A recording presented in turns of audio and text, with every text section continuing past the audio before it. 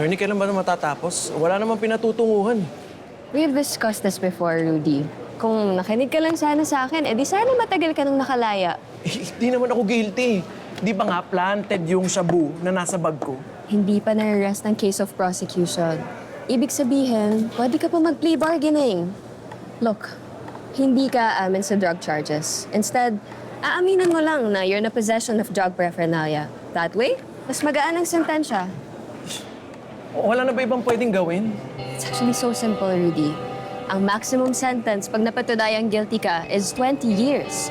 Pero pag nag-plea bargaining ka, 6 months in a day to 4 years lang. Maximum na yun. Pwede pa nating i-apply yung probation para hindi ka talaga mag-serve ng sentence. It's up to you. Hindi, parang umamin na rin ako na guilty ako. Parang umamin na rin na drug user ako. Eh, hindi naman ako drug user, hindi ako addict, hindi rin ako pusher. Kaya nga, we can do plea bargaining as an option. Hindi ako guilty. At kung ginagawa mo trabaho mo, di sana wala ako dito ngayon.